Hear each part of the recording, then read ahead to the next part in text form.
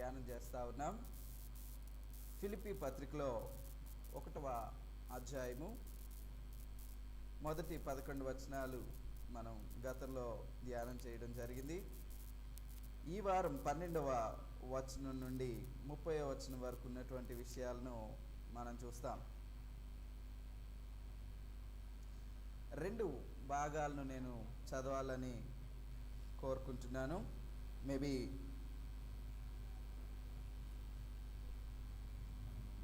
21 నుంచి 30 వరకు ఉన్న వచనాలను చదువుదాం.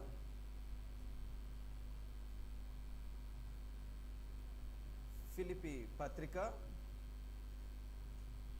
1వ అధ్యాయము 21వ వచనం నుండి 30వ వచనం వరకు చదవగలిగిన వాళ్ళు నాతో పాటు చదవచ్చు. నా మటుకైతే బ్రతుకుట క్రీస్తే, చావైతే లాభము. అయినను శరీరముతో నేను జీవించుటయే నాకున్న పనికి ఫలసాధనమైన ఎడల నేనేమి కోరుకుందునో నాకు తోచలేదు. ఈ రెండిటి మధ్య ఇరుక్కునబడి ఉన్నాను. నేను వెడలిపోయి క్రీస్తుతో కూడా నుండవలనని నాకు ఆశయున్నది. అది మరీ మేలు, నాకు మరీ మేలు. అయినను నేను నా శరీరమందు నిలిచి ఉండుట మిమ్మల్ని బట్టి మరీ అవసరమై ఉన్నది. మరియు ఇట్టి నమ్మకము కలిగి నేను మరలా మీతో కలిసి ఉండుట చేత నన్ను గూర్చి క్రీస్తు యేసునందు మీకున్న అతిశయం అధికమగునట్లు మీరు నా ఆనందమును పొందు నిమిత్తము నేను జీవించి మీ అందరితో కూడా కలిసి ఉందినని నాకు తెలియను. నేను వచ్చి మిమ్మల్ని చూచినను రాకపోయినను మీరు ఏ విషయంలోనూ ఎదిరించు వారికి బెదరక అందరూ ఒక భావంతో స్వార్థ పక్షమున పోరాడుచు ఏక మనస్సు గలవారై నిలిచి ఉన్నారని నేను మిమ్మల్ని గూర్చి వినులాగున మీరు క్రీస్తు సువార్తకు తగినట్లు ప్రవర్తించుడి. అట్లు మీరు బెదరకుండుట వారికి నాశనమును మీకు రక్షణ ఉన్నది. ఇది దేవుని వలన కలిగినదే. ఎలయనగా మీరు నా యందు చూచినట్టు నా యందున్నదని మీరు ఇప్పుడు వినుచున్నట్టు పోరాటము మీకును కలిగి ఉన్నందున క్రీస్తు యేసునందు విశ్వాసం ఉంచుట మాత్రమే కాక ఆయన పక్షమున శ్రమపడుటయు ఆయన పక్షమున మీకు అనుగ్రహింపబడెను. ప్రార్థన చేస్తున్నాం. ప్రేమ నమ్మకం గల మా ప్రభువా, నీ ఘనమైన రెండంచులు గల వాడి గల జీవితాలను మార్చగల వాక్యాన్ని నాకు ఇచ్చినందుకు నీకు వందనాలు. నేను చదివినట్టు ఈ లేఖన భాగంలో, నేను ధ్యానించబోతున్నటువంటి లేఖన భాగంలో అయినా అనేక విషయాలను మా కొరకు రాయించి పెట్టావు. వాటిలో ఉన్నట్లుగా మా శరీర ప్రాణాత్మలకు మేలు కలిగినట్లుగా ఏది అవసరమో అది మీరు దయచేసి నడిపించమని వేడుకుంటా ఉన్నాం. ఈ వాక్యాన్ని వింటూ ఉండగా మాకు కావాల్సిన ఏకాగ్రతని బట్టి వాక్యాన్ని అంగీకరించిన పిదప దాన్ని అనుసరించి నడవడానికి నీవు కృపను అనుగ్రహించమని, ఆ విధంగా మా యొక్క జీవితాలను మలుచుమని మా ప్రభును ప్రియరక్షకుడైన యేసుక్రీస్తు వారి నామమున ప్రార్థించి వేడుకొంచున్నాము తండ్రి. ఆమేన్. సువార్త విన్నటువంటి వారు, రక్షించబడినటువంటి వారు, క్రీస్తును ఎరిగినటువంటి వారు ఎట్లా ఉంటారు, వాళ్ళ జీవితం ఎట్లా కనిపిస్తుంది అని అంటే, ఈ చదవబడినటువంటి లేఖన భాగంలో కొన్ని విషయాలు మనకి చాలా చక్కగా అర్థమవుతాయి. ఇక్కడ చదివినట్టుగా మనము కొన్ని విషయాలను గమనిస్తే మనము ఎలాగ ఉండడం దేవుని చిత్తం, ఎలాగ ఉండడం వాక్యానుసారమైన జీవితం అన్నది మనకి అర్థమవుతుంది. ఒక ప్రాముఖ్యమైన అంశం ఫిలిప్పీ పత్రిక అంతా కూడా ఏంటంటే, సువార్త ముందుకు వెళ్ళాలి. ఆ సువార్తను నమ్మిన వాళ్ళు ఎట్లాగుంటారు అని అంటే, వాళ్ళు సంతోషంగా ఆనందంగా ఉంటారు. అందుకే ఈ పత్రికలోనే చివరిలో పౌలు అంటాడు, ఆనందించండి, మరలా చెప్పుదును ఆనందించండి అని. సో దాదాపుగా ప్రతి అధ్యాయంలోనూ ఆనందాన్ని గురించినటువంటి మాటను ప్రస్తావిస్తూ వెళ్తాడు పౌలు. సువార్తను నమ్మిన వాళ్ళకు ఉన్నటువంటి గొప్ప భాగ్యం ఏంటంటే సంతోషం. ఆనందంతో ఉండడం, టెన్షన్ పడుతూ ఎప్పుడేం జరుగుతుందో అని దిగులుతో ఉండేవాళ్ళు బహుశా సువార్తను సరిగ్గా నమ్మలేదేమో, క్రీస్తును సరిగ్గా నమ్మలేదేమో. నమ్మితే ఆ టెన్షన్ లైఫ్ ఉండదు. ఒకవేళ ఆయా సందర్భాలను బట్టి ఇరుకు పరిస్థితుల గుండా వెళ్ళవలసి వచ్చిన, ఇబ్బందికరమైన పరిస్థితుల నుండి వెళ్ళవలసి వచ్చిన, వాటిని సైతము ఎలా చూడాలి అనేటటువంటి కోణము మనకి వాక్యాన్ని చూపిస్తాం. వాక్యాన్ని చదివినప్పుడు మనకు అర్థమవుతా ఉంది. సో బేసికలీ ఇరుకు గుండా వెళ్ళము అంటే బాధ అనేది బిలీవర్స్ ఉండదు అని వాక్యం చెప్పట్లేదు, కానీ ఒకవేళ బాధ గుండా వెళ్ళినా సరే వాళ్ళ ఆనందం మాత్రం పోదు. బాధపడేటటువంటి పరిస్థితులు తాత్కాలికమైనవి, కానీ వాటి నుంచి కూడా ఆనందాన్ని లేదా వాటిలో నుంచి కూడా దేవుడు బహుశా మనల్ని ముందుకు తీసుకెళ్ళిన తర్వాత దేవుడు ఎలాగూ మనల్ని కొన్ని విషయాల్లో ఆదరించాడో, బలపరిచాడో, మనకు జరిగినటువంటి సంఘటన ద్వారా దేవుడు ఎలాగూ మహిమ తెచ్చుకున్నాడో మనం చూస్తే ఆశ్చర్యం వేస్తుంది. 12వ వచనం నుండి మొదట 18వ వచనం వరకు పౌలు 3 విషయాల గురించి చెప్తాడు. నేను 3 విషయాల గురించి ఆనందిస్తా ఉన్నాను అని అంటాడు. ఇదేంటి పౌలు గారు, మీరు ఇప్పుడు ఆనందిస్తున్నా అంటారేంటండి? మీరు చెరసాల్లో కదా ఉన్నది, చెరసాల్లో ఎట్లా ఉండాలి? బాధపడుతూ ఉండాలి కదండి, ఆనందిస్తున్నాను అంటారేంటండి?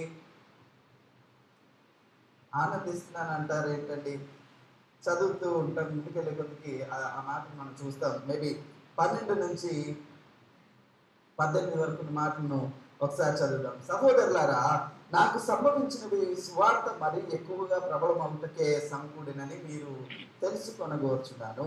ఏలయనగా నా బద్ధకములు క్రీస్తు నిమిత్తమే కలిగినవని ప్రేతోర్యమను సేనలోని వారందరికీ తక్కిన వారందరికీ స్పష్టమాయను.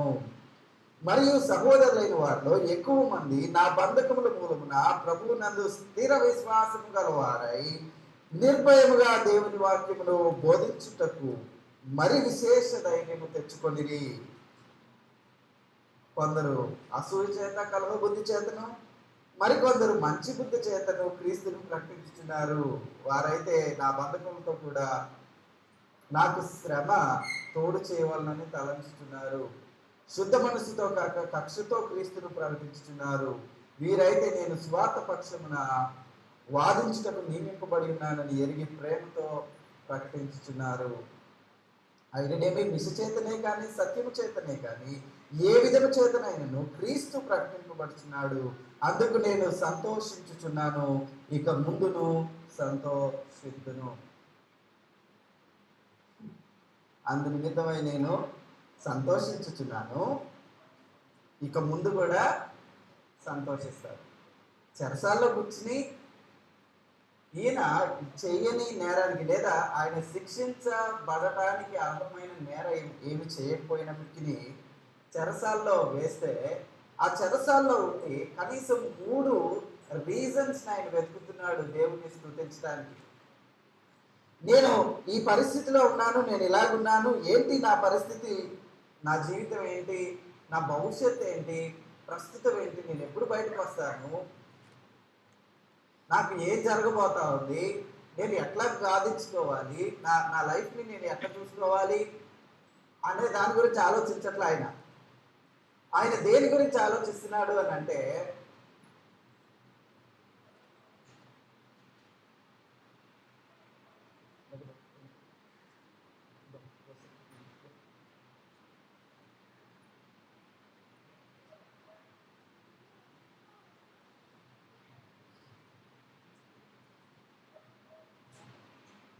వెనకాల కూర్చోండి.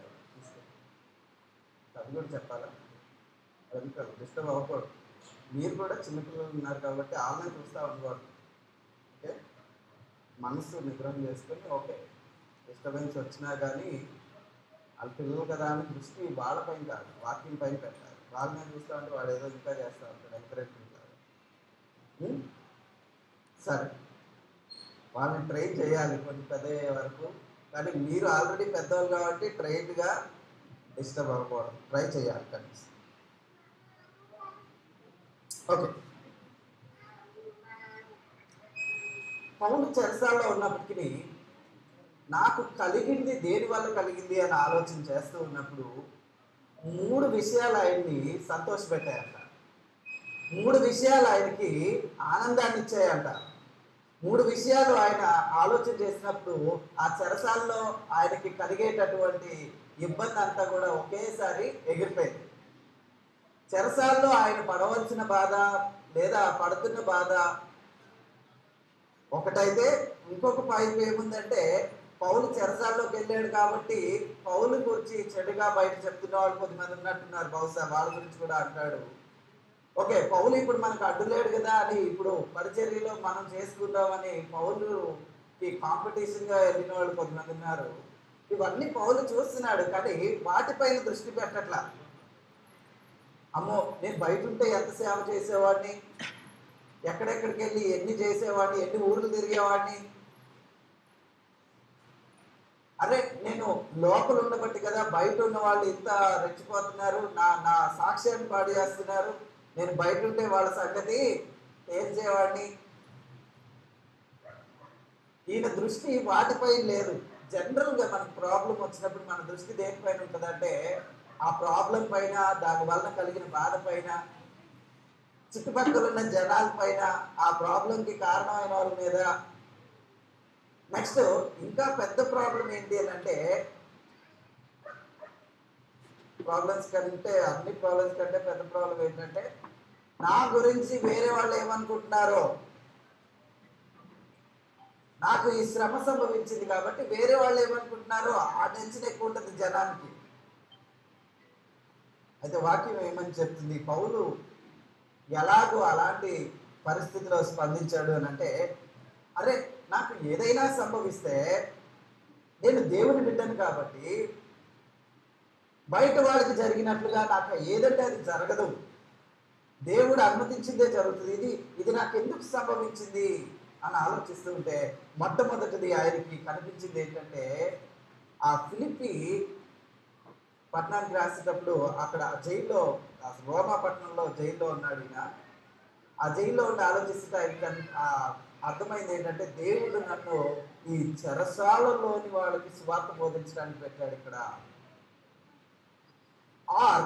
నేను ఇక్కడ ఉండడం వల్ల ఈ చెరసాలలోని వాళ్ళందరూ కూడా సువార్తను తెలుసుకుంటున్నారు, క్రీస్తు ఎవరో వాడు తెలుసుకుంటున్నారు. ఈ పౌలు అన్యాయంగా ఇక్కడ ఉన్నాడు, పౌలు సువార్త కొరకు ఇక్కడ ఉన్నాడు, పౌలు శిక్ష పడటానికి తగిన నేరం ఏం చేయలేదు, సువార్త యేసు ప్రభు గురించి చెప్తున్నాడంట, అందుకనే ఇక్కడ వేశారు. ఆ యేసు ప్రభు ఎవరు అని బహుశా అందరూ తెలుసుకోవడానికి ప్రయత్నం చేస్తుంటారు. ఇక పౌలు అయితే చక్కగా ఆయన దగ్గర ప్రేతోద్యమం అంటే రోమన్ సైన్యం యొక్క సైనికులు, ఆ సైనికుల గుంపును ప్రేతోద్యమం అంటారు. ఇంచుమించుగా 5,000 మంది సైనికులు ఉంటారంట. అంటే రోమా సైన్యంలో ఒక భాగం మొత్తం కూడా క్రీస్తు ఎవరో తెలుసుకోగలిగారు. సో పౌలు కష్టమైన పరిస్థితిలో, ఇబ్బందికరమైన పరిస్థితిలో దేని గురించి ఆలోచిస్తున్నాడు అని అంటే, నాకు సంభవించిన పరిస్థితి నుండి దేవుడు ఏం చేస్తున్నాడు అని ఆలోచిస్తే మొట్టమొదటిగా ఆయన కనిపించింది ఏంటంటే, ఇదిగో నేను ఇక్కడ ఉండడం వల్ల నేను బయట ఉంటే చేరుకోలేని వాళ్ళని నేను ఇక్కడ చేరుకుంటున్నాను. అంతే కదా, ఈ చెరసాల్లో ఉన్న వాళ్ళకి సువార్త ఎవరు చెప్పాలి? ఇప్పుడు జైల్ మినిస్ట్రీ వచ్చింది, అక్కడక్కడ కొంతమంది వెళ్ళి చేస్తున్నారు, కానీ యూజువలీ అవకాశం ఉంటుందా?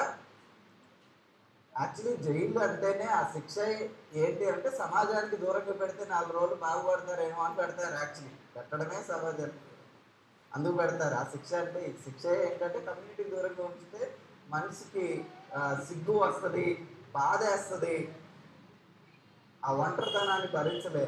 సో అందుకే అదో శిక్షలాగా పెట్టారు. సో పౌలు ఆ పరిస్థితిలో ఉండి ఆలోచిస్తున్నాడు, నేను ఇక్కడికి రావడం వల్ల నా చుట్టుపక్కల ఉన్న వాళ్ళందరూ కూడా క్రీస్తుని గురించి తెలుసుకోగలుగుతున్నారు. సువార్త ఎక్కువగా ప్రబలమవడానికి ఇది దేవుడు వాడుకుంటున్నాడు. బహుశా మనకు వచ్చే శ్రమలు, శోధనలు అన్నీ కూడా మన పాపాన్ని బట్టి కాదు అని చాలాసార్లు నేను చెప్పడానికి ప్రయత్నం చేస్తానే ఉన్నాను కదా. మన వాక్యాన్ని చదువుతున్నప్పుడు మనకు వచ్చే శ్రమలు పాపం వలన కాదు. కొన్నిసార్లు దేవుని ఉద్దేశాలు నెరవేరడానికి కూడా మనకి శ్రమలు సంభవిస్తాయి. లేదా మనకి సంభవించిన శ్రమలను దేవుడు మేలుకు కూడా మలచగలడు. ఇక్కడ మేలుకి ఎలాగ మలిచాడు? ఉన్నది కష్టంలోనే, జైల్లోనే. కానీ ఆ జైల్లో దేవుడు ఏం చేశాడంటే పౌలు పని ఆగకుండా కొనసాగేలాగా చూశాడు. ఆ జైల్లో నుంచే కదా పౌలు ఈ పత్రికలు కూడా రాసింది. అంటే ఎంత గొప్ప పరిచయం జరిగింది. సో దేవుడు నీ జీవితంలో, నా జీవితంలో కూడా అననుకూల పరిస్థితులు కూడా మనం వెళ్తున్నప్పటికీ దేవుడు వాటిని మార్చి మనల్ని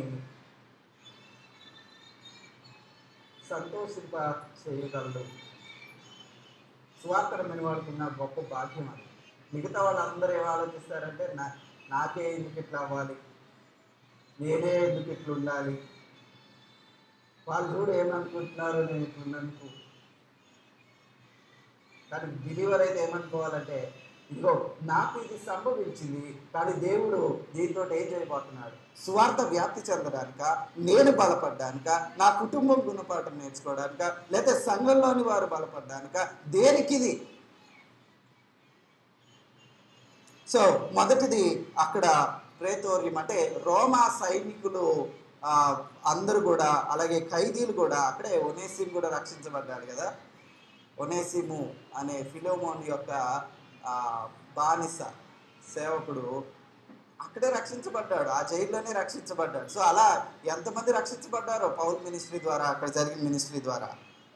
సో అలాగే చెప్పిన తర్వాత నేను చెప్పడం కాదు, ఈ మాట నాకు అనిపించడం కాదు, అక్కడ ఉండే వాళ్ళందరికీ కూడా అర్థమైంది, వాళ్ళందరికీ స్పష్టమైంది. అదేంటంటే పౌలు ఇక్కడ ఉన్నది క్రీస్తు కొరకు, క్రీస్తు ప్రేమను ప్రకటించడానికి దేవుడు పౌలుని ఇక్కడ వాడుకుంటున్నాడు అన్న విషయం అందరికీ స్పష్టమైంది. రెండవ విషయంలో పౌలు దేని గురించి సంతోషిస్తున్నాడు అంటే, ఒకటేమో సువార్త వ్యాప్తి చెందుతుంది రోమా జైలు సెట్టింగ్లో. రెండవది ఏంటంటే పౌలు వెళ్ళి చెరసాల్లో ఉండేపాటికి ఇప్పుడు ఏమైందంటే మిగతా బిలీవర్స్ ఎవరైతే చర్చ్లో ఉన్నారో వాళ్ళు అనుకుంటున్నారట, అయ్యో పౌలు గారు లేరు ఇప్పుడు మన మధ్యలో ఉండి వాక్య పరిచర్య చేయడానికి, సేవ చేయడానికి, మనం గద్దించడానికి, బుద్ధి చెప్పడానికి, ఆదరించడానికి అయ్యో లేడు పౌలు గారు. ఇప్పుడు పౌలు గారి లాగా మనం వాక్య బోధ చేయాలి, పరిచర్య చేయాలి, పౌలు గారు లేని లోటును మనం సంఘాలకి తీర్చాలని అనేక మంది సహోదరులు బలపరచబడి వాళ్ళు పరిచర్య చేయడం మొదలెట్టారట. సో పౌలు ఒక్కడిని తీసుకెళ్లి జైల్లో వేస్తే అనేక మంది పౌలు లేచారు అనమాట. ఒక విధంగా పౌలు అనుకుంటున్నాడు, దేవా నువ్వు ఎంత గొప్పవాడివి, ఎంత జ్ఞానవంతుడవు, నువ్వు నా ఒక్కడిపైన ఆధారపడవు ప్రభా, నీ పరిచర్యను నువ్వు జరిగించుకోవడానికి నేను ఇక్కడ ఉన్నా సరే నీ పరిచర్య ఎక్కడ ఎలాగ జరగాలో అక్కడ అలాగే కొనసాగడానికి అక్కడ ఉన్న వారిని నువ్వు వాడుకుంటున్నావు, నీకు వందనాలు ప్రభా. నాకు చాలా సంతోషంగా ఉంది, ఎందుకంటే నేను ఇక్కడ ఉండడాన్ని బట్టి బయట కొద్దిమంది పరిచర్యను పట్టుకుని వెళ్తున్నారు. కొన్నిసార్లు అది మంచిదేనేమో అనిపిస్తుంది, ఎందుకంటే పాస్టర్లు ఉండి నాలాంటి వాళ్ళు ఉండి ఉన్నారనుకోండి, ఎంతకాలం ఉన్నా సరే చక్కగా కూర్చుని వింటానే ఉంటారు అండి, వింటానే ఉంటారు. అన్న చక్కగా చెప్తున్నావు,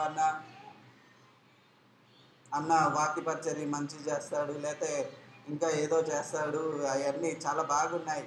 సో మేము వెళ్ళి వాటిని ఎంజాయ్ చేసి వచ్చేయడమే. విశ్వాసం పరిస్థితి ఏంటి? వెళ్ళి లేదు. పరిచర్య ఎప్పుడు కూడా ఏ ఒక్కరిపైన ఆధారపడి ఉండకూడదు. పరిచర్యలో చురుగ్గా చేసేవాళ్ళు ఉంటారు, వాళ్ళని వెంబడిస్తూ వారి యొక్క స్థానాన్ని భర్తీ చేసేవాళ్ళు ఎప్పుడూ ఉండాలి. మనం కూడా అదే కోరుకోవాలి. ఓకే, నేనే కాదు ప్రాముఖ్యం, ఇదిగో ఈ బ్రదర్ కూడా పరిచర్యలోకి రావాలి, లేదా ఈ బ్రదర్ కూడా రెస్పాన్సిబిలిటీ తీసుకోవాలి, ఈ బ్రదర్ కూడా ముందుకు రావాలి, ఈ బ్రదర్ కూడా ఎంకరేజ్ అవ్వాలి. ప్రతి ఒక్కరు కూడా మినిస్ట్రీలో ఎంకరేజ్ అవ్వాలి. అందరూ వాక్యం చెప్పడం అనే కాదు, వాళ్ళ పరిమాణాన్ని బట్టి వాళ్ళు ఏం చేయగలిగితే అది చేయాలి. వచ్చి కూర్చుని వెళ్ళిపోవడం పరిచర్య కానే కాదు. పౌలు అంటున్నాడు, నేను బయట లేకపోవడం మంచిదైంది, ఎందుకంటే నేను లోపల ఉండడం వల్ల బయట ఉన్న వాళ్ళు కొంతమంది బలపడి పరిచర్యలో ముందుకెళ్తున్నారు. బహుశా నేను కూడా బ్రేక్ తీసుకుంటే కొన్నాళ్ళు ఇక్కడి నుంచి ఎవరైనా ప్రీచింగ్ చేసే వాళ్ళు వస్తారేమో, దేవుడు ఎవరినైనా ఎంకరేజ్ చేస్తాడేమో చూడాలి. వెళ్ళినా కొన్నాళ్ళు పిహెచ్డికి. ఏమండి, కొన్నిసార్లు దేవుడు ఆ పరిస్థితులను కల్పిస్తాడు. కల్పించి ఎందుకు కల్పిస్తాడు అని అంటే అవతల వాళ్ళు బలపడ్డారు. అందుకే ఒక సామెత ఉంది, జనరల్గా తెలిసిన సామెత. అదేంటంటే మర్రి చెట్టు కింద ఇంకేమి పెరగవట. ఎందుకు పెరగవు? మర్రి చెట్టు కింద వేరే పెరగవు. ఎందుకు పెరగవు అంటే అది పెరగనివ్వదు.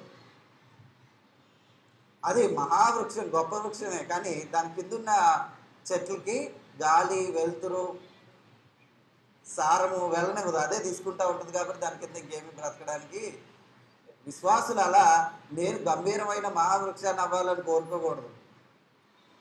నేను పొలంలో అనేక మందితో పాటు నేను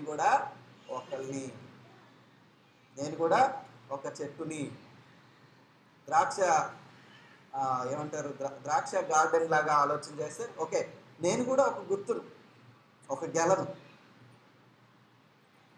అంతేగాని నేను మాత్రమే అన్నట్టుగా ఉండకూడదు పరిచర్య. కానీ పౌలు బంధకాల్లో ఉండి చూస్తూ ఉంటే దేవుడు ఆయనకు చూపించాడు, పౌలు నువ్వు ఇక్కడ ఉన్నందుకు బాధపడద్దు, ఎందుకో తెలుసా, నువ్వు ఇక్కడ ఉన్నావు కానీ నీ యాబ్సెన్స్లో అక్కడ పరిచర్య మాత్రం ఆగలా. కొత్త వాళ్ళని నేను బలపరిచాను, ముందుకెళ్తుంది సువార్త ఎప్పుడు ఆగదండి. ఆ మాటను గుర్తుపెట్టుకోవాలి. కొంచెం ఇబ్బందికరమైన పరిస్థితులు సంభవించిన, కొంచెం అటు ఇటుగా ఊగినా సరే సువార్త పరిచర్య మాత్రం ఆగే ప్రసక్తే లేదు. ఎందుకంటే అది మనుషుల పైన ఆధారపడి లేదు, అది దేవుని పైన ఆధారపడి ఉంది. సో పౌలు అది రెండవ రీజన్ ఎందుకు హ్యాపీగా ఉన్నాడు అంటే మినిస్ట్రీ జరుగుతుంది బయట. మూడవ రీజన్ పౌలు ఎందుకు హ్యాపీగా ఉన్నాడు అని అంటే పౌలు చెరసాల్లో ఉన్నందుకంట కొంతమంది హ్యాపీగా ఫీల్ అవుతున్నారంట. పౌలు చెరసాల్లో ఉన్నందుకు పౌలును బాధ పెట్టేలాగా చేస్తున్నారంట. చెరసాల్లో ఉండడమే ఒక బాధగా ఆయన ఫీల్ అవుతుంటే మరీ ఎక్కువగా బాధ పెట్టాలి అని అనుకుని ఇంకా కొద్దిమంది ఇంకా లేనిపోని ప్రాబ్లమ్స్ క్రియేట్ చేస్తున్నారు. మన దగ్గర కొంచెం తక్కువే, కానీ కొంచెం తక్కువ, బహుశా అసలు లేదా అనుకోవాలి, లేదా కొంచెం తక్కువే. జనరల్లీ పాస్టర్స్ని భలే ఇబ్బంది పెడతారు సంఘాలు, చాలా ఇబ్బంది పెడతారు. ఓ చోటుకి వెళ్తే పాస్టర్ గురించి చెప్తున్నారు. ఏంటి అని అంటే ఒక ఫ్యామిలీ అంట, ఆ పాస్టర్ గారు మాకు ఏదో విషయంలో ల్యాండ్ అమ్మారో ఏదో విషయంలో కొంచెం ధనం వచ్చింది, మీరు చాలా అవసరతలో ఉన్నారు అని మాకు అర్థమవుతుంది, కాబట్టి మేము మీ అవసరతను పంచుకోవడం కొరకు, దానికి సహకారంగా ఉండడం కొరకు, అవసరతను తీర్చడానికి మేము కొంచెం ధనం ఇస్తున్నామని అన్నారు. అని అంటే ఆయన సర్లే అని తీసుకున్నాడు. తీసుకుని ఓకే ఇచ్చారు, తీసుకున్నాడు. ఇప్పుడు దాన్ని పెద్ద రాధాంతం చేసి ఆ సంఘంలో నుంచి కొంతమంది బయటకు వచ్చేసారు. ఎందుకు వచ్చేసారయ్యా, ఆయన అట్లా తీసుకోవడం ఏంటి, మేము జీతం ఇస్తుంటే. ఇప్పుడు వాళ్ళు జీతం ఇస్తున్నారని ఇచ్చిన వాళ్ళకి తెలుసు, ఈయనకి కూడా తెలుసు, కానీ అదిగో డబ్బు మనిషి పాస్టర్ డబ్బులు తీసుకుంటున్నాడు సంఘానికి తెలియకుండా. నాకు అది చూసి చాలా ఫూలిష్గా అనిపించింది. ఓకే, పాస్టర్ గారు అవస్థలో ఉన్నాడు అని ఒక కుటుంబం చూసింది, మరి సంఘ పెద్దలు ఎవరైతే ఆ ధనం తీసుకున్నందుకు బాధపడుతున్నారో వాళ్ళు మాత్రం ఎవరు పాస్టర్ గారు అవసరాన్ని గురించి పట్టించుకోవట్లా. ఏంటంటే నీకు రూమ్ ఇచ్చావు, నీకు నెలకింత డబ్బులు ఇస్తున్నావు, మరి ఆ పిల్లలు చదువులో లేకపోతే వేరే వేరే విషయాల్లో ఏదో ఉంటుంది కదా అవసరం. అవి ఇప్పుడు ఆ పాస్టర్ దగ్గర నుంచి వచ్చేసారు బయటకు. ఎవరు వచ్చారయ్యా అంటే మెయిన్గా డబ్బులు కొంచెం ఎక్కువగా సంఘానికి ఇవ్వాలని వాళ్ళందరూ బయటకు వచ్చారు. ఏంటంటే వీళ్ళకి పాస్టర్ నేను చెప్పినట్టు వినాలి, ఇలాంటి పరిస్థితులు పౌలు సమయం నుంచే ఉన్నాయి. అయితే పౌలు ఆశ్చర్యంగా వాళ్ళు నన్ను ఇలాగ ఇబ్బంది పెడుతున్నారు, ఎంత ఇబ్బంది పెట్టారు అని బాధపడుతూ రాయట్లా. ఇప్పుడు కూడా ఫిలిప్పీ పత్రికలో వాళ్ళు నాకు ఎంత కీడు చేస్తున్నారు, నేను బయటికి వచ్చినాక వాళ్ళ సంగతి చూసుకుంటాను, లేకపోతే కుదిరితే మీరు నన్ను బాగా ప్రేమించేవాళ్ళు కదా, వెళ్ళి వాళ్ళ సంగతి చూడండి అని అనట్లా. ఫిలిప్పీ సంఘాన్ని ఆయనకి అనుకూలంగా మలుచుకుని ఆయనకి వ్యతిరేకమైన వారి పైనకి ఉసిగోల పట్ల ఏం చేస్తున్నాడు అని అంటే, వాళ్ళు నాకు వ్యతిరేకంగా ఉన్నా సరే వాళ్ళు దేవుని పక్షంగా ఉన్నారు అని సంతోషిస్తున్నారు. బా 99% చర్చెస్లో ప్రాబ్లమ్స్, సిటీలో ఉన్న లేదా ఆయా చోట్ల ఉన్నటువంటి చాలా చర్చెస్లో ప్రాబ్లమ్స్ ఏంటి అని అంటే, నువ్వెంత అంటే నువ్వెంత, నువ్వు చేయడం ఏంటంటే నువ్వు చేయడం ఏంటి, ఎవరు తగ్గరు. కానీ ఒక మంచి పరిచారకుడు ఉండవలసిన లక్షణం ఏంటి అని అంటే, సువార్త ముందుకెళ్ళడం కొరకు, సువార్త వ్యాప్తి చెందడం కొరకు ఏ నిర్ణయం తీసుకుంటే అది బెస్ట్. నా గురించి, నా వ్యక్తిగత స్వార్థం గురించి సువార్తలో ముందుకెళ్ళే వాళ్ళని నేను ఆపను. ఓకే, నాకు వ్యతిరేకంగా ఉన్నారా పర్వాలేదు, కానీ వాళ్ళు దేవునికి బాగానే ఉన్నారా, దేవునితో సంబంధం విషయంలో బాగానే ఉన్నారా, ఓకే వెళ్ళండి. వా మనకి మన స్వార్థం కొరకు మనకి ఎవరైనా ఎగెయిన్స్ట్ ఉంటే అసలు మనం తట్టుకోగలమా? మనకి ఎంత స్వార్థ బుద్ధి అంటే, సంఘాలు విడిపోయినా పర్వాలేదు కానీ నేను అనుకున్నదే జరగాలి, నా మాట నెగ్గదా, నా మాట వినరా, నా మాటను పట్టించుకోరా, నా మాట పట్టించుకోరు కాబట్టి నేను ఇలాగూ చేస్తానని సంఘక్షేమాన్ని పట్టించుకొని బిలీవర్స్ ఉన్నారు. అలా ఉండకూడదు. ఎప్పుడైనా సరే ఒకటి గుర్తుపెట్టుకోవాలి సంఘంలో, అదేంటంటే నా వల్ల సువార్త వ్యాప్తి జరుగుతుందా, నష్టపోతుందా, నా వల్ల సంఘానికి మేలు కలుగుతుందా, నష్టం కలుగుతుందా, నా వల్ల ఇంకొక విశ్వాసి బలపడుతున్నాడా, ఇంకొక విశ్వాసి నష్టపోతున్నాడా, ఇదే చూడాల్సింది. అంతేగాని నన్ను పక్కన పెడతారా, అసలు నేను ఎంత సీనియర్ని, లేకపోతే నన్ను పట్టించుకోరా, నేను ఎంత ఉద్యోగం చేసి నేను ఎంత కాంట్రిబ్యూట్ చేస్తున్నాను చర్చ్కి, లేకపోతే నన్ను పట్టించుకోరా, నేను గతం నుంచి సంఘానికి ఎంత మేలు చేశాను, ఎంతమందిని నడిపించాను, అవి ఏవి లెక్క కాదండి. నువ్వు గతంలో ఏం చేసినా సరే ప్రస్తుతం నీ వల్ల సువార్తకి, సంఘానికి, పరిచారకులకి ఆటంకం ఉందా లేదా అది చూసుకోవాలి ఎవరికాళ్ళు. నా వల్ల సువార్తకి నష్టం కలుగుతుందా, నేను నా స్వార్థానికి పోయి నేను సంఘానికి ఏమైనా నష్టం చేస్తున్నానా, దేవునికి ఏమైనా నష్టం కలిగిస్తున్నానా, నా వల్ల పరిచర్యకి ఏమైనా నష్టం కలుగుతుందా అని ఆలోచన చేయాలి.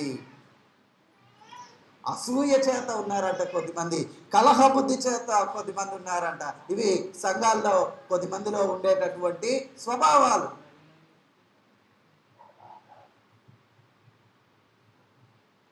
అసూయ, వేరే వాళ్ళంటే గిట్టదు. ఈయన నేను పాటలు పాడేది నేను పాడలేనా, ఈయన నేను ఇన్స్ట్రుమెంట్స్ ప్లే చేసేది మేము చేయలేమా, ఈమె నా వాక్యం చెప్పేది మేము చెప్పలేమా. కంపారిజన్ వద్దు, నువ్వు చేసేది నువ్వు చేయి, ఆ కృపను ఇమ్మని దేవుడిని అడుగు, దేవుడు అవకాశం ఇచ్చినప్పుడు వాడవాడు, అంతేకాని వేరే వాళ్ళపైన అసూయ పడొద్దు. కలహ బుద్ధి, కొద్దిమందికి స్పెషల్గా ఈ గిఫ్ట్ ఉంటుంది. ఆ గిఫ్ట్ ఏంటంటే తంపులు పెట్టి గొడవలు పెట్టడం వాళ్ళ గిఫ్ట్. వాళ్ళకి అలాంటిది లేకపోతే ఉండలేరు, గొడవలు జరగకపోతే ఉండలేరు, మళ్ళీ వాళ్ళు గొడవలో ఉండరు, వేరే వాళ్ళకి పెడతారు. అమ్మ నీ గురించి ఈమె ఎట్లాగంది అని అంటే అప్పుడు ఆ విన్న అక్క, నా గురించి అట్లా చెప్పారా, నువ్వు నిజంగానే విన్నావా అందో. వెంటనే ఏమంటది, అట్లా చెప్పారా, ఆమె గురించి నాకు తెలిసిన విషయాలు నేను చెప్తా ఉండని నీకు చెప్తాను. ఆ తర్వాత ఇద్దరు ఎదురుపడినప్పుడు ఇద్దరు గొడవ. కలహ బుద్ధి. ప్రేమ విరోధాన్ని కప్పుతుంది, శత్రుత్వాన్ని కప్పుతుంది. అంటే నిజంగా గొడవ జరగాల్సిన చోట కూడా దేవుని ప్రేమ గలవారైతే ఆ గొడవ జరగకుండా ఆపుతారు. నిజంగా ప్రేమ గలవారైతే, నిజంగా బిలీవర్స్ అయితే. అంతేకాని లేని జగడాన్ని పుట్టించడానికి వెళ్ళరు. కలహ బుద్ధి గలవాళ్ళుగా ఉండకూడదు. ఒకసారి మనం ఎగ్జామిన్ చేసుకుందాం. అయితే కొద్దిమంది మంచి బుద్ధి గలవారై స్వార్థ ప్రకటన చేస్తున్నారు. బంధకములతో కూడా నాకు శ్రమ తోడు చేయవాలని తలంచుకున్నాను. అసలే బాధపడుతుంటే మళ్ళీ వెళ్ళి ఇంకా పుండి మీద కారం అంటారు కదా మన వాళ్ళు, అట్లా అసలే వాళ్ళు ఫెయిల్ అయ్యి ఉంటే వెళ్ళి ఎరా ఇక నీ బతుక అయిపోయింది అని అన్నారు అనుకో.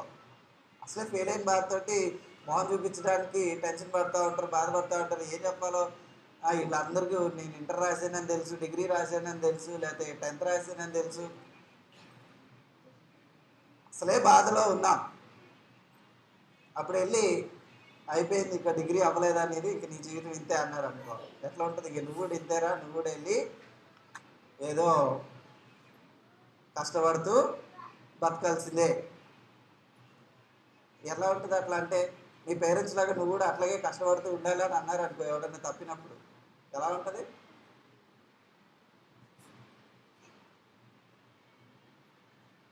దేవుడు ఎందుకు వాళ్ళ జీవితంలో ఆ పరిస్థితులను అనుమతించాడో, లేదా వాళ్ళ డిసిప్లిన్ లేక వాళ్ళు అలాగున్నారో, ఏది ఏమైనప్పటికీ దేవా వీళ్ళు ఈ కష్టంలో ఉన్నారు కాబట్టి వాళ్ళకి సహాయం చేయి అని అనుకోవాల్సింది పోయి, పౌలునే బంధకాల్లో ఉన్న వ్యక్తినే ఇంకా శ్రమ పెట్టాలని చూసే బుద్ధి గల వాళ్ళు ఉన్నారంట. బిలీవర్స్ వీళ్ళందరూ చాలా సాడ్ థింగ్. వీళ్ళు స్వార్థ ప్రకటన కూడా చేసేవాళ్ళు. వాళ్ళే ఇలాగుంటే సంఘంలో పరిస్థితి ఎలాగుంటుంది? అందుకే కేర్ఫుల్గా ఉండాలి. మీ నోటి వరకు వచ్చినా సరే నాలుక ఖర్చుకుని ఆగాల. వేరే వాళ్ళ పైన ఏదైనా పనికిరాని మాటలు చెప్తున్నట్లయితే ఎప్పుడు మైండ్లో ఒకటి పెట్టుకోవాలి, నేను వేరే వాళ్ళకి క్షేమం కలిగించే మాటలు మాట్లాడాలి. ఓకే, నేను వీళ్ళకి వాళ్ళ గురించి చెప్తే ఖచ్చితంగా గొడవ అవుద్ది అనుకునే మాటలు మనము చెప్పకూడదు. అయ్యేది ఎట్లాగో అవుతుంది, నువ్వు చెప్పక్కర్లా కదా.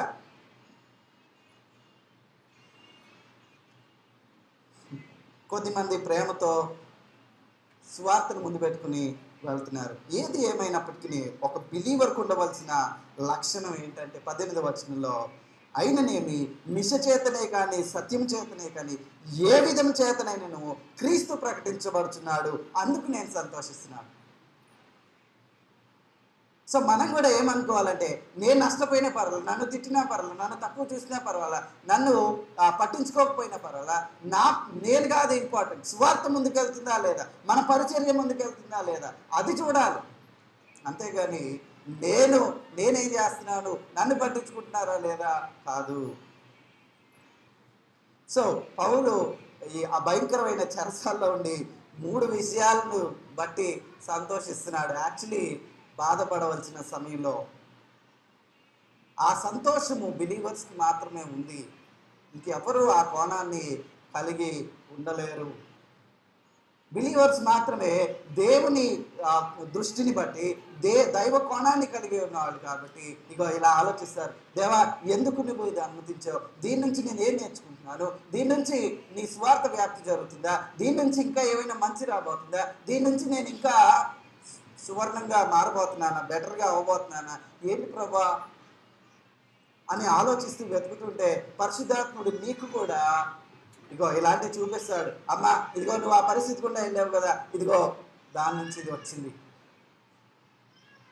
పౌలు చూసినట్టే నీకు కూడా కనిపిస్తుంది.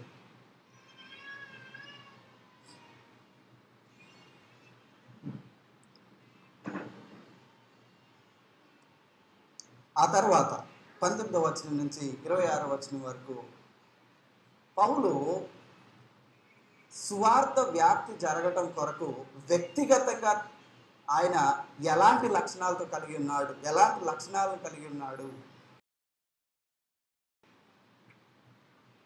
మనం చూస్తాం. మొదటి లక్షణం ఏంటనంటే 19వ వచనం, నేను ఏ విషయంలోనూ సిగ్గుపడక ఎప్పటి వలనే ఇప్పుడు నువ్వు పూర్ణ ధైర్యంతో బోధించడం వలన నా బ్రతుకు మూలముగానైనను సరే, చావు మూలముగానైనను సరే, క్రీస్తు నా శరీరమందు కనపరచబడాలి. పౌలు గారు, మీరు ఎందుకు సంతోషంగా ఉన్నారు? ఇంత బాధపడవలసినటువంటి పరిస్థితిలో ఉండి కూడా మీరు వేరే వాళ్ళ గురించి ఆలోచిస్తూ రాస్తున్న పత్రికలో ఇంత ఎట్లా చేయగలుగుతున్నారు అని అంటే ఆయన ప్రిన్సిపల్ ఒకటే, ఏంటంటే నా వలన దేవుని నామానికి సిగ్గు రాకూడదు, నేను సిగ్గుపడకూడదు. నేను సిగ్గుపడకూడదు, సిగ్గుపడే పనులు నేను చేయకూడదు. 2 తిమోతి 2:15 పౌలు తిమోతితో అంటాడు, సిగ్గుపడనక్కరలేని పనివాడిగా నువ్వు ఉండాలి తిమోతి అంటాడు. అక్కడ ఒక బిలీవర్గా నీవు ఏం ఆలోచించాలి? పౌలు ఎంత చక్కని రోల్ మోడల్లో చూడండి. నేను సిగ్గుపడకూడదు నా లైఫ్లో. ఏంటి, స్వార్థను నమ్మి నువ్వు ఎట్లా చేస్తావా అని నన్ను ఏమన్నా అంటారేమో, అప్పుడు నేను సిగ్గుతో తలదించుకుని అయ్యో నేను అవమానించబడుతున్నాను, దేవుని నామానికి నా వల్ల అవమానమే అని అలాంటి పరిస్థితులు వస్తాయేమోనని జాగ్రత్తగా ఉండాలి. నేను సిగ్గుపడేటటువంటి పనులు నేను చేయకూడదు. పర్వాలేదులే, సిగ్గుపడినా పర్వాలేదు, ఎవరికి తెలియదు కదా అని అనుకుని చేసుకుంటూ వెళ్ళిపోయేవాళ్ళు విశ్వాసులు కానే. విశ్వాసులు ఏం చేస్తారంటే సిగ్గుపడేటటువంటి పరిస్థితులు వస్తాయి, నేను ఈ పని చేస్తే అంటే ఆ పనిని చేయకూడదు అంతే. పౌలు ఇంత పరిచర్య చేసి కూడా ఏమంటున్నాడంటే నేను ఇదివరకట్లాగానే సిగ్గుపడవలసినటువంటి పరిస్థితి లేకుండా చూసుకుంటున్నాను. నేను బ్రతికున్నా సరే, రెండవ ప్రాముఖ్యమైన విషయం ఏంటంటే నేను బ్రతికి ఉన్నా సరే, చనిపోయినా సరే, క్రీస్తు నా యందు కనపరచబడాలి.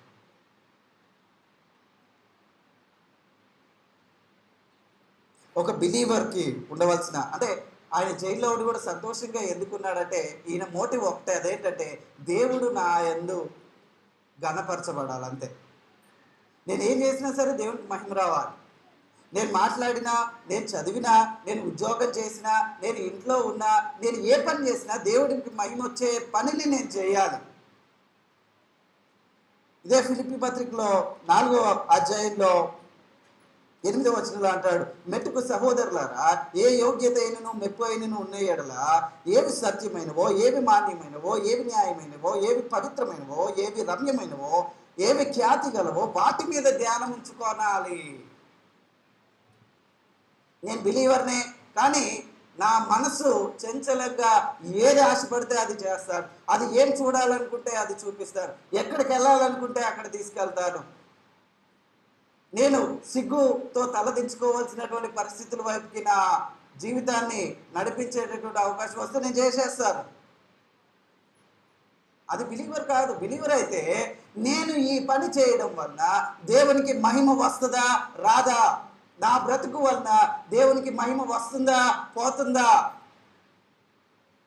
మన రెప్యుటేషన్కి ముందు దేవుడి రెప్యుటేషన్ పెట్టుకోవాలా.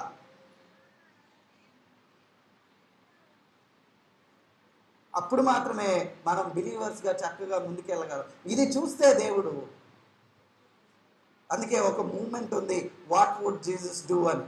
అంటే యేసు ప్రభువే కనుక ఈ పరిస్థితిలో ఉంటే ఆయన ఏం చేసేవాడు అని ఆలోచించటం. దేవునికి మహిమ వస్తుందా, దేవునికి దీని వలన బాధ వస్తుందా, సిగ్గు వస్తుందా, ఆయన చూసి బాధపడతాడా. మీరు నన్ను అడగొచ్చన్నా, ఏదైనా ఒక్కటే విషయం చెప్పండి అది నేను చేస్తాను అని. నేను మంచి బిలీవర్గా ఉండాలి, సంతోషంగా ఉండాలి, మీరు ఒక్క విషయమే చెప్పండి, ఏదైనా ఒకటి చెప్పండి, ఒకటి మాత్రం చేస్తాను, ఇక అన్నీ నేను గుర్తుపెట్టుకోలేనన్నా మీరు చాలా లిస్ట్ చెప్తున్నారు, ఒక్కటే చేయండి. అదేంటో తెలుసా, ఎప్పుడు ఇది ఒక్కటే ఆలోచించండి, ఈ పని వలన దేవుడికి మహిమ వస్తుందా రాదా. నా శరీరం అందు దేవునికి ఘనత వస్తుందా రావట్లేదా? క్రీస్తుకు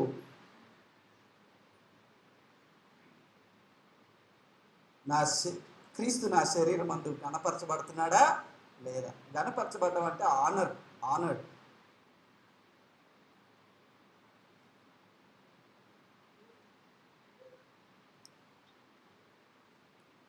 ఆ ఒక్క ప్రిన్సిపల్ నా దృష్టిలో చాలా తేడా తీసుకొస్తుంది మన లైఫ్లో. ఆ ఒక్క ప్రిన్సిపల్ అంటే ఇంకేం అవసరంలా. ఓ నేను ఇక్కడ డ్యూటీలో ఉన్నాను, ఇప్పుడు నేను ఈ పని చేయడం వల్ల దేవుడికి మహిమ వస్తుందా? నేను ఆలోచిస్తున్నాను, ఓ నేను ఈ అమ్మాయి గురించో ఈ అబ్బాయి గురించి ఆలోచిస్తే దేవునికి ఘనత వస్తుందా పోతుందా? ఇదిగో ఈ డబ్బులు నేను వాడే విధానంలో దేవునికి మహిమ వస్తుందా పోతుందా? నేను టీవీ చూసేటప్పుడు ఇగో ఈ అంటే చాలా మందికి ఉండే ప్రాబ్లమ్స్ ఏంటంటే, ఇప్పుడు చాలా మంది అడిగేవి, అన్న ఇంటర్నెట్ వాడచ్చా వాడకూడదా, టీవీ చూడొచ్చా చూడకూడదా, డ్రెస్సులు ఎట్లా వేసుకోవాలి, ఎంత పొడుగు వేసుకోవాలి, ఎంత కుర్చీ వేసుకోవాలి, ఎంత టైట్గా వేసుకోవాలి, ఎంత లూజ్గా వేసుకోవాలి, జుట్టు ఎట్లా పెట్టుకోవాలి, వీటన్నిటికీ ఒకటే ఆన్సర్. ఏంటో తెలుసా? అది దేవుణ్ణి గణపరిచేదిగా ఉందా, అది చూసి ఏంట్రా వీళ్ళు ఇలా చేస్తున్నారు అనుకునేలాగుందా? అంతే కదా. బిలీవర్స్ బయట తిరుగుతున్నప్పుడు మీరు అన్బిలీవర్స్ కన్నా దారుణంగా బట్టలు వేసుకుని వెళ్తున్నారు అంటే ఎలా ఉంటుంది? మన కల్చర్లో కొన్ని రెస్ట్రిక్షన్స్ ఉన్నాయి, అవి మనం చెప్పినా చెప్పకపోయినా కనిపిస్తూనే ఉంటాయి.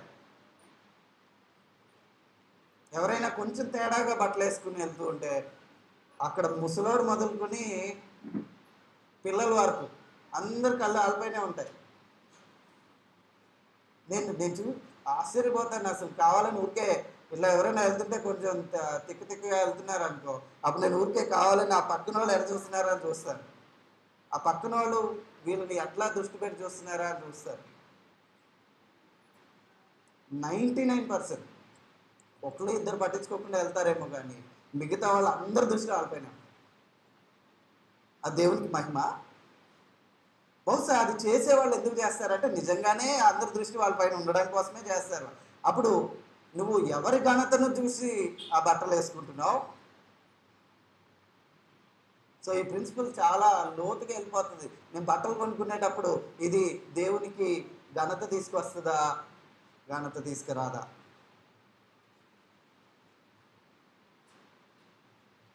అలా ప్రతి ఏరియాలో కూడా నేను మాట్లాడే మాట ఘనత అపకీర్త.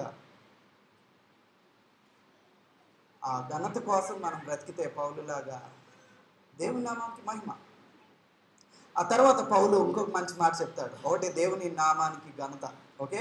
రెండో విషయం పౌలు ఏమంటాడంటే, మీ ప్రార్థన వలన ప్రభు యొక్క ఆత్మ సహాయం వలన నాకు మంచి జరుగుతుందని నేను నమ్ముతున్నాను అంటాడు.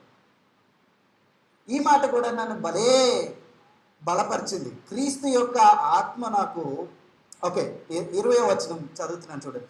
నేను మిగులు ఆపేక్షించుచు నిరీక్షించుచున్న ప్రకారముగా మీ ప్రార్థన వలనను యేసుక్రీస్తు యొక్క ఆత్మ నాకు సమృద్ధిగా కలుగుట వలనను ఆ ప్రకటన నాకు రక్షణార్థంగా పరిణమించిందని ఎరుగుతున్నాను. నాకు భవిష్యత్తు ఏదైతే జరుగుతుందో ఆ జరగబోయేది నాకు మంచే జరుగుతుందని నేను నమ్ముతున్నాను. ఎందుకు మంచి జరుగుతుంది అనుకుంటున్నానంటే, నాకు బెస్ట్ లాయర్స్ ఉన్నారు కాబట్టి నేను ఈ కేసును వాదిస్తాను కాదు, లేదా నేను నాలో ఏం తప్పు లేదని నేను వాదించుకోగలను, నాకు జ్ఞానం ఉంది కాబట్టి కాదు, లేకపోతే ఈ ఆసియా ఈ ఐరోపా కాండం అంతా కూడా క్రైస్తవ్యం పెరిగిపోయిన అనేక చర్చిలు ఎస్టాబ్లిష్ చేశాను నేను, లేదా నా వర్క్ వల్ల ఎస్టాబ్లిష్ అయినాయి, వాళ్ళందరినీ బట్టి కాదు. ఆయన ఏమంటున్నాడంటే, బేసికలీ నాకు ఏదైనా మంచి జరిగితే అది ప్రార్థన వల్ల జరుగుద్ది, అది దేవుని ఆత్మ వలన దేవుని వలన జరుగుద్ది, దేవుని కృప వలన ఇవి జరుగుతాయి, మీ ప్రార్థన వల్ల జరుగుతాయి. కానీ నా మంచితనం వల్ల, నా గొప్పతనం వల్ల, లేదా వేరే వాళ్ళ సహాయం వలన నాకు మంచి జరుగుతుందని ఆలోచించడం మనం ఆపాలి. బిలీవర్స్లో రాశి ఫలాలు చూసి రోజును మొదలెట్టే వాళ్ళు ఉన్నారు.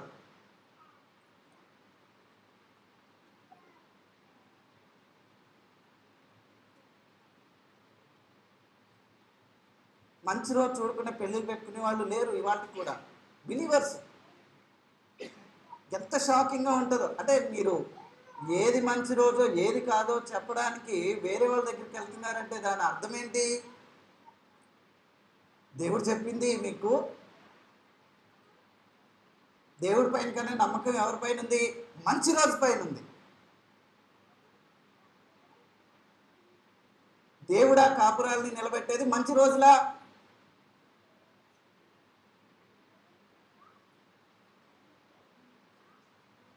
ప్రార్థన చేయండి, భవిష్యత్తు బాగుండాలి పిల్లలది అని.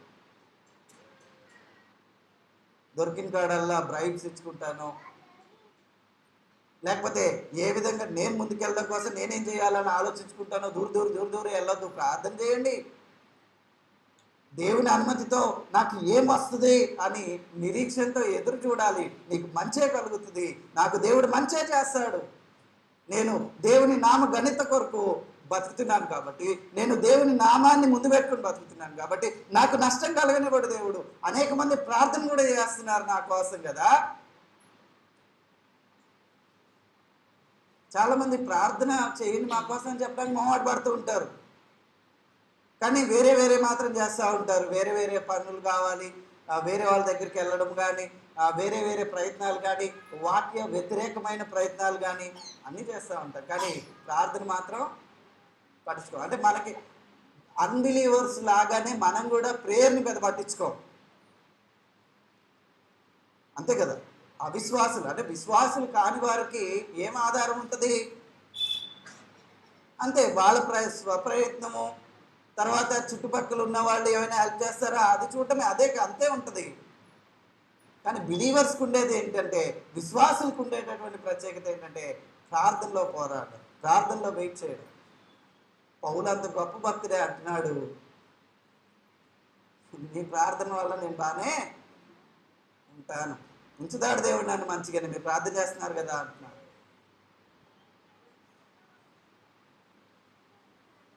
ఆ తర్వాత బిలీవర్కు ఉండవలసిన మరో చక్కని లక్షణం ఏంటి అని అంటే,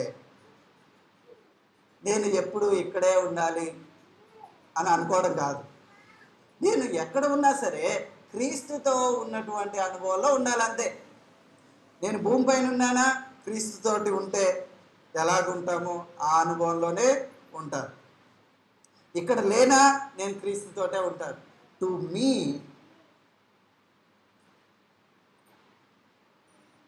నాకైతే బ్రతుకుట క్రీస్తే, చావైతే బ్రతికేనా క్రీస్తే, చావైతే లాభమే, ఎందుకంటే నేను ఆయనతో ఉంటాను. సో మరి బ్రతుకుంటావా పౌలు, లేకపోతే వెళ్ళిపోతావా పరలోకం అంటే ఈయన ఏమంటాడంటే, అదే నాకు అర్థం అవట్లా, ఇక్కడుంటే బెస్టా అక్కడుంటే బెస్టా. కానీ ఆలోచిస్తుంటే నాకు అనిపిస్తుంది, బహుశా ఇక్కడుంటే కొంచెం మంచిదేమో మీకోసం, కానీ నేను పరలోకం వెళ్ళిపోయినా ఇక్కడ ఉన్నా ఒకటే నాకు. అదండి బిలీవర్స్కి ఉండే లక్షణం. అంతేగా, అమ్మో పరలోకమా ఇప్పుడే వద్దు, అమ్మో దేవుడా ఇప్పుడే వద్దు, రే నీకు 10-15 సంవత్సరాలే వచ్చినాయి, ఇప్పుడు దేవుడు ఏంట్రా, ఇప్పుడు బాప్తిజం అంటావు ఏంట్రా అని డిస్కరేజ్ చేయకూడదు పిల్లల్ని. ఇక్కడ క్రీస్తు కోసం బ్రతకాలి. ఎంత తొందరగా బ్రతుకు స్టార్ట్ అయితే అంత మంచిది వాళ్ళకి. మనం బ్రతికేది క్రీస్తు కోసం. పోయినసారి కూడా ఆ చిన్న మాటను చెప్పాను. అదేంటంటే, ఒక ఆయన్ని ఎవరో అడిగారంట, మీరు ఏం చేస్తారు అని అంటే, నేను క్రైస్తవుని అన్నాడు. మీరు ఏం చేస్తారని అడిగితే, మీరు ఏం నమ్ముతారో చెప్తారేంటండి, మీరు ఏం చేస్తారు బ్రతకడానికి, నేను క్రైస్తవుని అంటున్నాడు అంట. అదేనండి, మీరు క్రైస్తవులే కరెక్టే, కానీ ఏం పని చేస్తారు బ్రతకడానికి అంటే అప్పుడు అన్నాడంట, నేను బ్రతకడం కొరకు ఈ ప్యాకెట్లు అమ్ముకుంటున్నాను, కానీ క్రీస్తు కొరకు బ్రతుకుతున్నాను. అలా బ్రతకడం కోసం ఈ ప్యాకెట్లు అమ్ముతున్నాను అంతే. మనం ఏం చేసినా సరే క్రీస్తు కోసం బ్రతకడం కోసం చేయాలంతే. ఆ పరిపక్వతలోనికి రావాలి. నేను ఏం చేసినా సరే అదిగో దాంట్లోనే నాకు పరిపూర్ణత ఉంది, దాంట్లోనే నాకు సంతోషం ఉంది, అక్కడే ఉంది నాకు కావాల్సిందంతా. నేను పరిగెడుతూ ఏమి చేసినా సరే దాంట్లో నాకు నెమ్మది, సంతోషం, సమాధానము ఉండదు. అని ఎప్పుడు మనం తెలుసుకుంటామో అప్పుడు ఇక్కడున్న పరలోకంలో ఉన్న ఎక్కడున్నా సంతోషంగానే ఉంటాం. చూస్తున్నారు కదా, మనం ఏ సంతోషం కొరకు పరిగెత్తుకుంటా వెళ్తామో వెనకాల, ఆ సంతోషం వెనకాల మనం వెళ్ళినంతకాలం అది మనకి రాదు. నువ్వు క్రీస్తును పట్టుకొని క్రీస్తు వెనకాల పరిగెడుతున్నావు అనుకో, ఆ సంతోషం నీ వెనకాల పరిగెడుతూ ఉంటుంది. నువ్వు జైలుకి వెళ్ళినా సంతోషమే ఉంటుంది నీ వెనకాల. అంటే జైలుకి వెళ్ళమని అనట్లేదు, అలాంటి పరిస్థితుల్లోనికి వెళ్ళినా సరే నీ వెనకాల ఏముంటుంది? కష్టమైన పరిస్థితి వచ్చింది లైఫ్లో, అయినా కానీ నీ వెనకాల సంతోషం ఉంటుంది.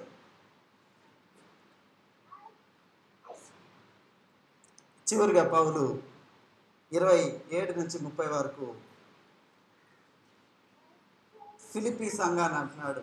ఓ ఫిలిప్పీ సంఘమా, నా పరిస్థితి ఇప్పుడు దాకా చెప్పాను, ఇదిగో ఇలాంటి పరిస్థితులు ఉన్నాయి, కానీ సువార్త ఈ ప్రతికూల పరిస్థితిలో కూడా దేవుడు సువార్త ముందుకు తీసుకెళ్తున్నాడు. ఆ సువార్త పక్షున్న పోరాడే నేను ఇదిగో ఈ విలువలు కలిగి ఉన్నాను, దేవుని ఘనత కోసం బ్రతుకుతున్నాను, మీ ప్రార్థన వల్ల దేవుని ఆత్మ సహాయంతో బ్రతుకుతున్నాను, నేను బ్రతికినా చనిపోయినా పర్వాలేదు, నేను క్రీస్తు కోసం బ్రతుకుతున్నాను, నేను ఇక్కడున్నా అక్కడున్నా ఎక్కడున్నా పర్వాలేదు నాకు. సరే ఫిలిస్తీన్లారా లేకపోతే ఫిలిప్పీలారా, ఇదిగో ఇప్పుడు మీరు చేయాల్సింది చూడండి, మీరు మీరు ఈ పనులు చేస్తే బాగుంటుందని నేను అనుకుంటున్నాను. ఏంటో తెలుసా, నేను వచ్చి చూచినను రాకపోయినను మీరు ఏ విషయంలోనూ ఎదిరించువానికి బెదరక అందరూ ఒకే భావంతో స్వార్థ పక్షమున పోరాడుచు ఏక మనసు గలవారై నిలిచి ఉన్నారని నేను మిమ్మల్ని గురించి వినులాగున మీరు క్రీస్తు సువార్తకు తగినట్లుగా ప్రవర్తించండి. ఒకసారి మీరు కూడా చెప్పండి ఆ మాట, చివరి మాట, మీరు క్రీస్తు సువార్తకు తగినట్లుగా ప్రవర్తించండి.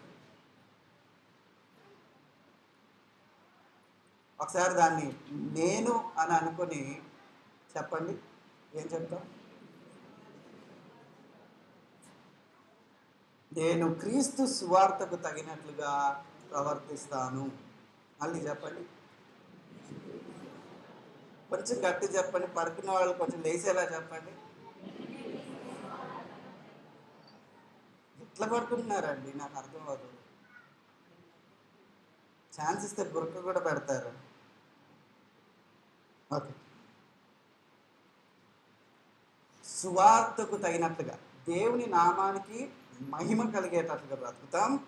ఇక్కడేమంటున్నాడంటే అదే మాటను ఇంకొక రూపంలో సువార్తకు తగినట్లుగా బ్రతకాలి, వర్ది ఆఫ్ ది గాస్పెల్. సువార్త నమ్మేవు కానీ ఆ సువార్తకు తగినట్లుగా బ్రతకపోతే నువ్వెందుకు రక్షించబడి, నేనెందుకు రక్షించబడి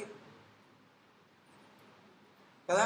వెలిగించబడిన క్యాండిల్కి అందుకే మనకు అప్పుడప్పుడు కోపం వస్తూ ఉంటుంది. ఇప్పుడు ఒక లైట్ కొనుక్కొచ్చారనుకో, ఆ లైట్ సరిగ్గా వెలగట్లేదు అనుకో, అప్పుడు ఏమనిపిస్తుంది? ఇది కొన్నది దేనికోసం? లైట్ ఇవ్వడానికి, కానీ లైట్ రావట్లేదు అనుకో సరిగ్గా, 100 వాట్ బల్బు కానీ 10 వాట్ లాగా వస్తుంది అనుకో, అప్పుడు ఎట్లా ఉంటుంది? మనకేమనిపిస్తుంది? అబ్బా తక్కువ లైట్ వస్తుంది అనిపిస్తుంది, లేదు వెంటనే కోపం వస్తుంది. This is not worthy of our money. ఆ పేరు చూసారా, 100 వాట్లు ఉంది కానీ ఎంత వస్తుంది? 10 వాట్లు. ఏంటండి ఇది మోసం?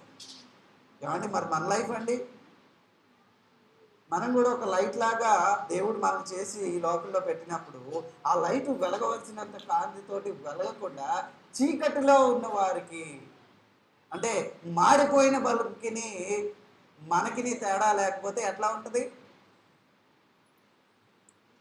వాస్తవంగా చెప్పాలంటే ఈరోజు మాడిపోయిన బల్బులకి వెలుగుతున్న బల్బులకి పెద్ద తేడా లేదు లోకంలో.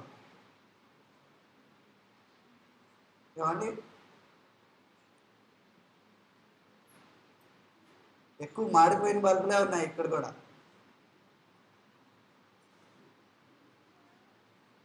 పేర్లు మాత్రం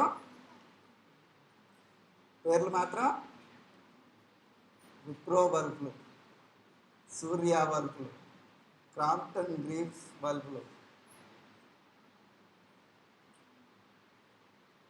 పేరుకి తగ్గట్టుగా, విశ్వాసులకు తగినట్టుగా, సువార్తకు తగినట్లుగా. ఓకే, సువార్త నేను విన్నాను, వాక్యంలో చెప్తుంది, దానికి తగినట్లుగా నేను ఉండాలి. దేవా సహాయం చేయి.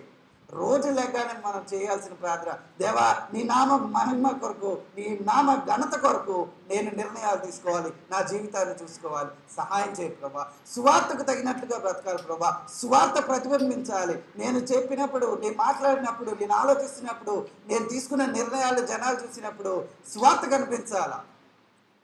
జనాలు చూసి వావ్, ఏంటి నువ్వు ఇలా ఎందుకుంటున్నావు, సువార్తను బట్టి నేను ఇలాగుంటున్నానని కనిపించాలి.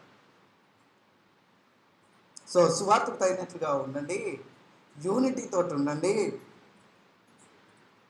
కొద్దిమంది మీకు విరోధంగా ఉంటారు, మీరు బిలీవర్సే, సువార్తకు తగినట్లుగా బ్రతికితే మీకు వ్యతిరేకత ఉండదని ఎప్పుడు అనుకోకండి. ఖచ్చితంగా వ్యతిరేకత వస్తుంది.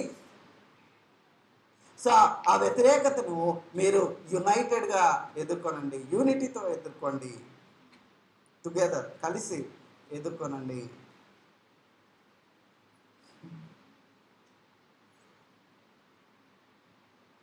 ఇదంతా జరుగుతుందని మీకు కూడా తెలుసు. నా లైఫ్లో మీరు చూసినప్పుడు మీకు అనిపించుంటుంది, నేను కూడా పోరాడుతున్నాను.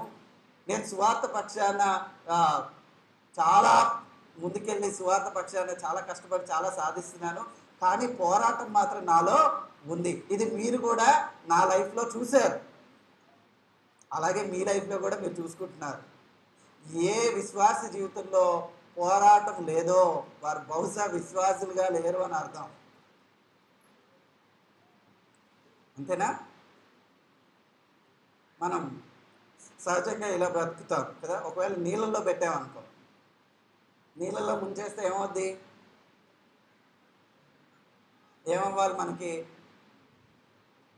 ప్రాబ్లమే. ఎందుకంటే మనం చేపలం కాదు కదా, మనుషులుగా.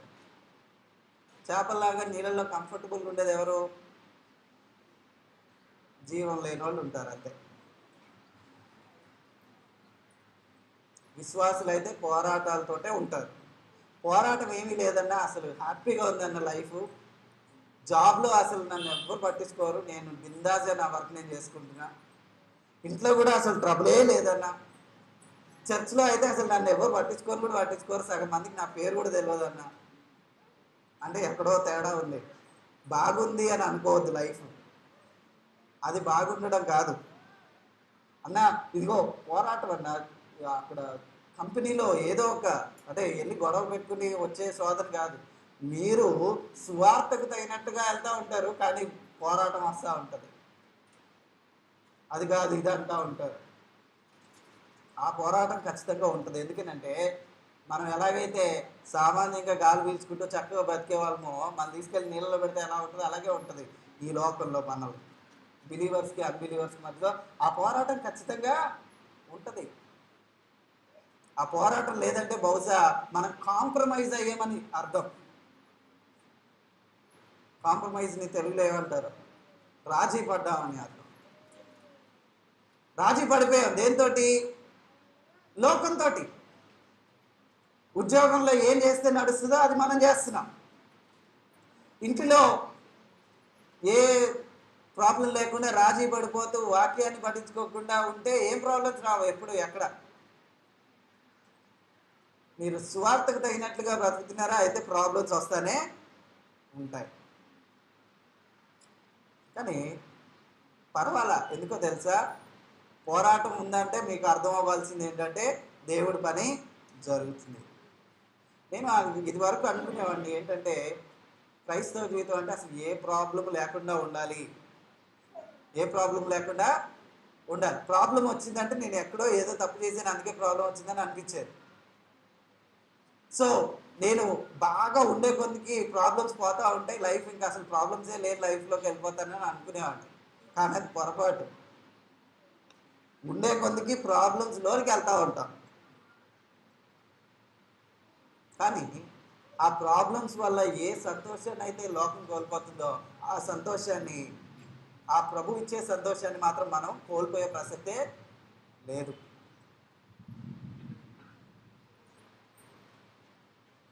బిలీవర్స్గా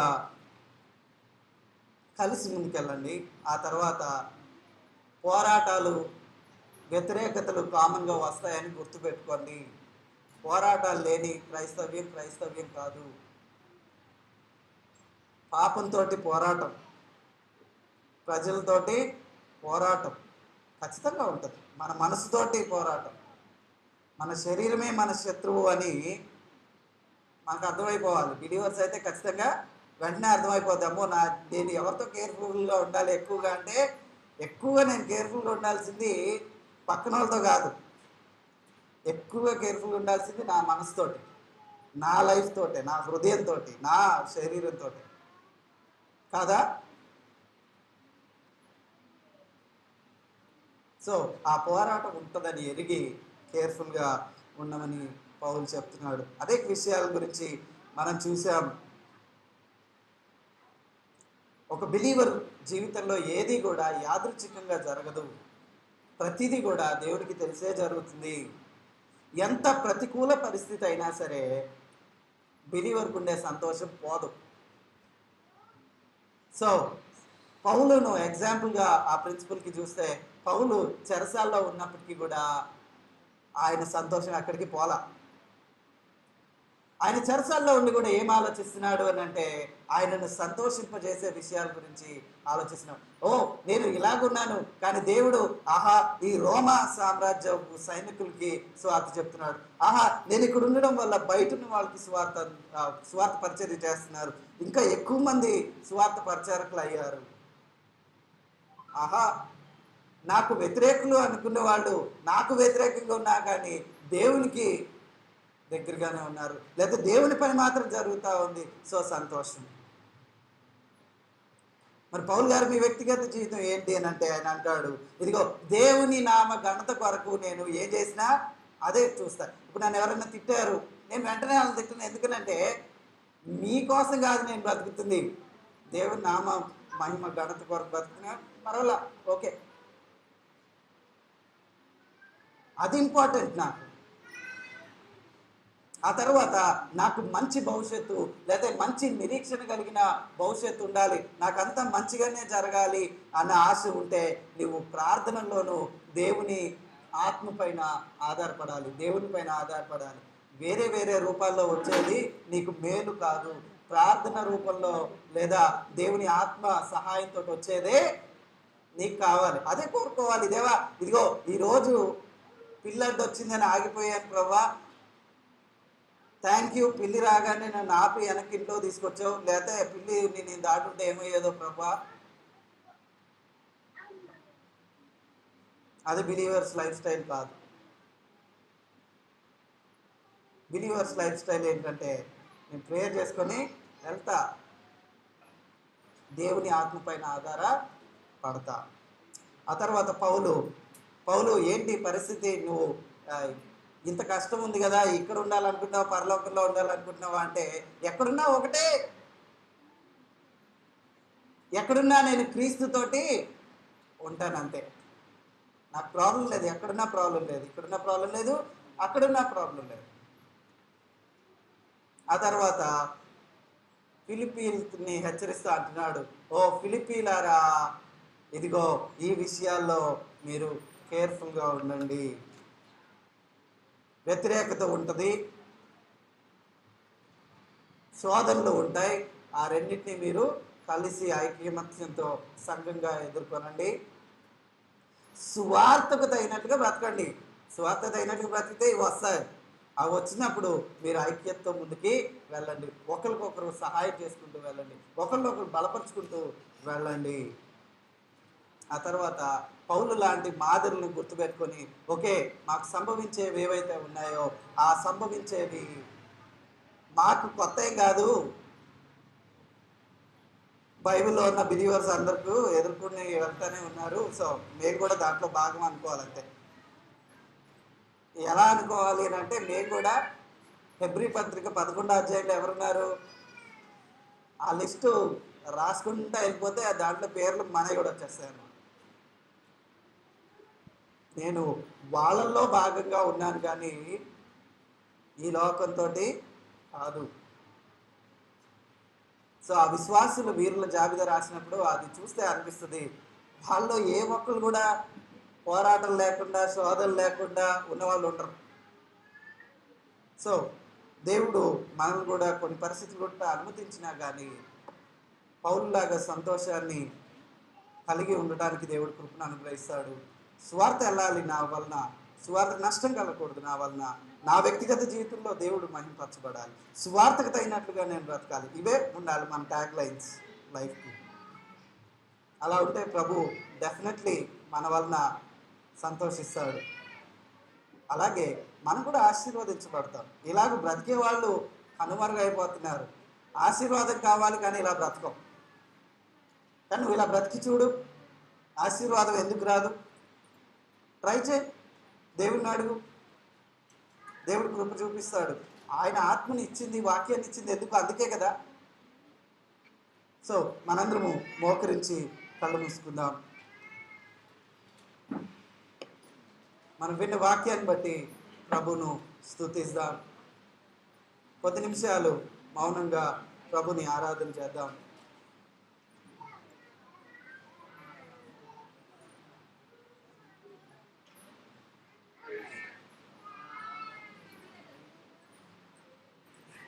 సో ప్రస్తుతం ఉన్న పరిస్థితుల ధర్మిలా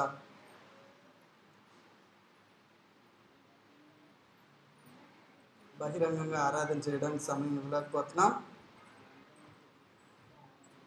కానీ 3 నుంచి 5 నిమిషాల పాటు సమయం ఇవ్వబడుతుంది. ఇప్పుడు మీ వ్యక్తిగత ఆరాధన దేవునికి తెలియజేయండి. దేవా సహాయం చేయి ప్రభా. రక్షణ లేని వాళ్ళు, సువార్తను పట్టించుకోని వాళ్ళు, సువార్త యొక్క విలువ, సువార్త కొరకు ఒక బిలీవర్ ఎట్లా ఉంటారు అనే దాని గురించి మనం చూస్తూ వచ్చాం. దేవా సువార్తకు తగినట్లుగా, క్రీస్తు నామానికి ఘనత వచ్చేటట్లుగా, ఎల్లప్పుడూ సంతోషంతో ఉండేటట్లుగా నన్ను చేసావు. అలా ఉండడం కొరకు నేను ఏం చేయాలో నాకు నేర్పించావు.